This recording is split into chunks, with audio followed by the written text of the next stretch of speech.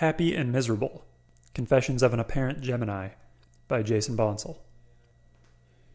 Chapter 1, Introduction.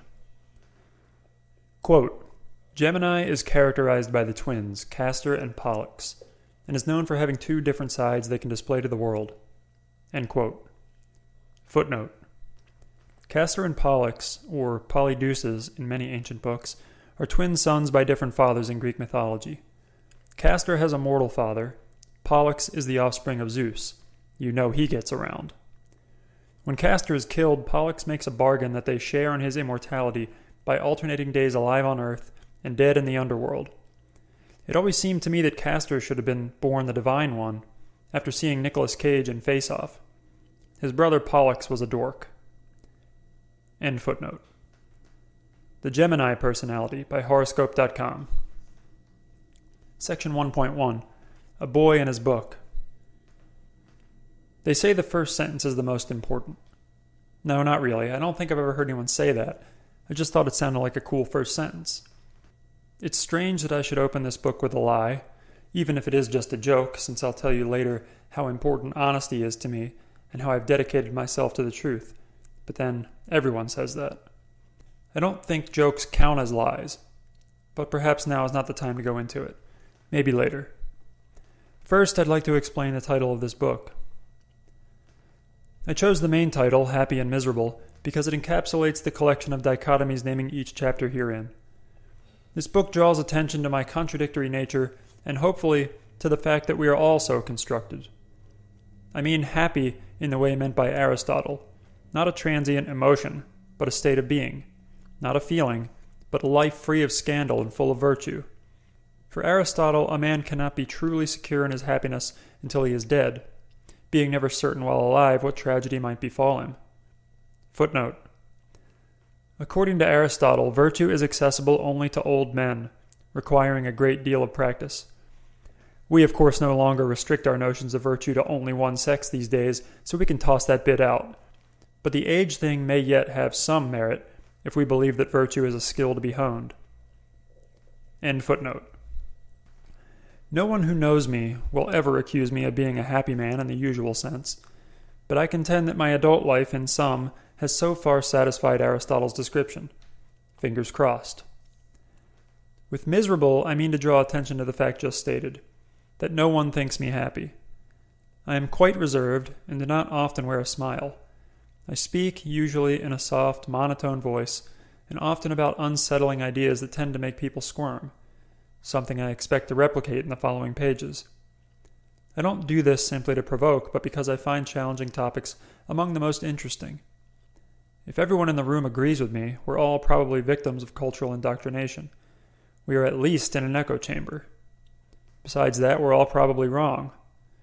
Anyway, what's the point of saying something that everyone already agrees with? By frequently taking a position against the norm, however, I appear to be always complaining, leading people to assume I'm miserable. I can't fault them. I display all the symptoms. The subtitle, Confessions of an Apparent Gemini, is built from several parts. I do not subscribe to astrology, hence the qualifier apparent in describing my status as a Gemini. That ridiculous system does ascribe to me the symbol of the twins, however, and I admit that the personality traits that purportedly accompany this symbol are ones I recognize in myself. But I believe these same traits are in most people, if not in everyone. I have called myself an apparent Gemini in an effort to highlight the dichotomies in my nature while hinting that the supposed source of that nature in the stars is bullshit. In writing this book, I was forced to examine myself in ways I had not previously exhausted. Certain beliefs about my personality that I had taken for granted as true became somewhat less obvious after considering the presence and strength of their opposites. In deciding how to write this book, and whether or not to publish it, I came to another realization that gave me some pause. If people don't read my story, they won't know me. If they do read my story, they won't like me. This is why I have called these chapters Confessions, and I suppose I prefer the risk of disdain to the guarantee of obscurity, because here we are. Footnote. It was not my intention, but in reading what I have here produced, I realize I have likely alienated myself from everyone I have ever met, and from everyone I will ever meet who knows me through these words. What have I done? End footnote. My stories are important not because they are mine, but I hope because they are everyone's. I have tried to tell the human story using my own life as the setting. Footnote. Many will want to say that my perspective is limited to that of a white heterosexual male, or some other combination of intersectional characteristics, and therefore cannot be considered universal. I can't deny this, but as I will say several times in a later chapter, this book is not meant as a work of philosophy.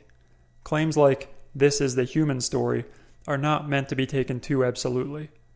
It's not that I think the claim entirely devoid of truth, but I am not here trying to argue a case with philosophical rigor. I'm trying to examine myself and entertain. End footnote. In the following chapters, I hope you see your stories, but with different details. This is why I am prepared to share such a damning examination of my own mind. If you take an honest look within, I expect you'll discover similar skeletons in your own closet, and perhaps not judge me so harshly.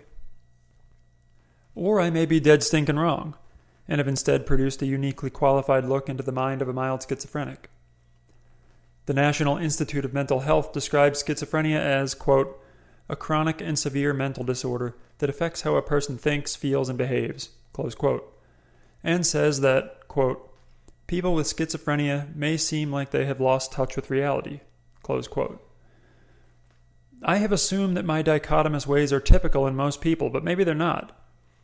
The NIMH lists the negative symptoms of schizophrenia, quote, "flat affect, reduced expression of emotions via facial expression or voice tone, reduced feelings of pleasure in everyday life, difficulty beginning and sustaining activities, and reduced speaking," close quote. I confess to all these symptoms throughout this book. I don't mean to make light of a very serious condition by casually self-diagnosing, but with these symptoms and chronic delusions of grandeur, the shoe does seem to fit, at least enough for one dance. You may say, "I've seen the chapter titles. How can these polarized personalities, both within and across chapters, all reside in one person? How do these comprise a unified individual?" Shocking news, Billy. The unified individual is a myth, an illusion. The argument for this thesis can be made in many fewer words than I have used in this book, but I have tried to be entertaining while only implicitly arguing this point. I will appear to contradict myself and to make too much of either my heroic or my villainous side, depending on the given occasion. Throughout, I will praise myself enough to make you sick, and castigate myself enough to make you sorry. This impossible collage may not be how we see ourselves as we go about our lives, but it is, I think, how we truly are, composed of inconsistent traits that are often worthy of substantial shame. I have offered myself as an example of what an honest look at oneself can reveal, and it's not always pretty. In fact, I think I come out of this looking quite ugly, and that is fair enough. I wanted to be honest about what I'm made of. If this is what I am, I have no interest in hiding it from anyone, least of all from myself. Or again, I may just be a schizophrenic, in which case, what are you going to do? Life may be one continuous story in which every detail is related to every other, but for the purposes of storytelling, I think it helpful to view life as a collection of many overlapping yet somewhat independent stories. This book does not tell the story of my life as a singular string of events, as would an autobiography, but rather identifies several powerful personality dichotomies that I think fairly ubiquitous, and explores them in the context of my life. As I do serve as the main character in these stories, I think it proper that I introduce myself. I've lived 2 lives. Not literally, but I have good reason for dividing my time on Earth into 2 distinct parts. My second birthday was March 2nd, 2003, when I was paralyzed by a car accident of my own making at the age of 19. Virtually nothing of my life before that point has stayed with me. I had been an athlete, but now lacked the use of my legs.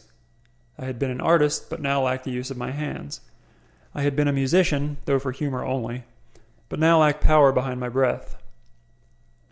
The 2 things that have stayed with me are my family and my stoicism.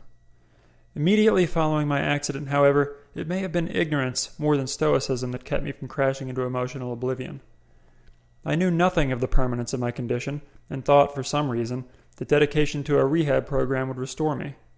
I was wrong. Nothing known to modern medicine could save me from what I had done to myself. A quadriplegic's life is not easy, but whose is? I contend that my life is easier than most and suits me about as well as any other could. I understand why people are surprised by this, but the belief is sincere. No one will ever say of me, when I'm gone, that I appeared to be happy, though I am quite sure I have lived less unhappily than most every one of my contemporaries. I should like to remind the reader also of Aristotle's meaning of happiness, which is much more important to me. I remember crying only once about my new life and the one I had lost, though I admit it has probably happened at least a couple other times as well. This unique memory is of a time years after my accident in the privacy and comfort of my parents' house. My mother and I sat together on her couch one evening and cried. My stoicism is strong but not impenetrable. Without my parents and 3 brothers, I would have been lost. Without them now, I would still be lost. Hell, even with them, as this book will show, I may yet be lost. By now you should be aware that you are reading Chapter 1 and that it is an introduction to both me and this book. Chapter 2 discusses some ways in which I consider myself both younger than and older than my years. I highlight my physical condition and my treatment of my parents to demonstrate that my social and physical maturity make me both young and old. Chapter 3 exposes a large sampling of my actions from my sordid past and my attempts to battle the resultant demons as an adult. With this, I provide an examination of my moral self and show that I am both good and bad. Chapter 4 explores ways in which I am both arrogant and insecure. To show this, I document my history in pursuit of the fairer sex and my attitude toward my own intelligence. The very fact that I wrote and published a book about myself, I think, forgoes any denial of my arrogance, but I am, like everyone, also insecure. In Chapter 5, I share some ways that I am generous, but offer the reason why I think that generosity feels unearned. Due to this, and the fact that I nearly always get my way, I am left feeling exceptionally selfish. Thinking big and burning out has been one of the most recurring patterns of my life. Chapter 6 details a number of projects I have begun and from which I have walked away. I use these as examples in support of my claim that I am both ambitious and lazy. I'm less confident in the universality of the content in the final 2 chapters. I might actually be different in these cases, but let's find out. In Chapter 7, I discuss my history of changing my mind about large, important ideas, but remaining stubborn about seemingly insignificant ones. I am both open and obstinate. Finally, I am both emotional and stoic. Chapter 8 looks at my emotional side, and lack thereof, by considering my response to usually traumatic events and my estranged relationship with love. At times throughout this book, I will speak to you as a friend in conversation, at others like a thinker arguing a point. I regularly employ uncommon vocabulary and make uncommon references. These were chosen carefully, and in the belief that they are best suited to both challenge the reader and enhance the story. I hope to inspire the reader to look these up when unfamiliar, as I do when finding an unknown item in my own readings. I have wanted for a long time to produce work that contains academic concepts yet is accessible to the common man. This is not exactly the sort of work nor the quality of academic rigor I had in mind, but it will have to do for now. Everything recounted herein is meant to be the truth, but all I can do is tell you what happened to the best of my recollection. Sometimes these accounts will be given in sober tones, and sometimes in humorous ones. Likewise, some sections and chapters will be written more casually as a collection of stories, while others will be more overtly argumentative.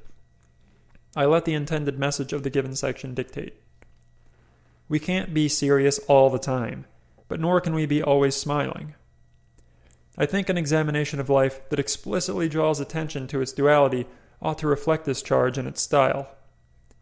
I also use footnotes to add a little charm now and again. Footnote. Hi. End footnote.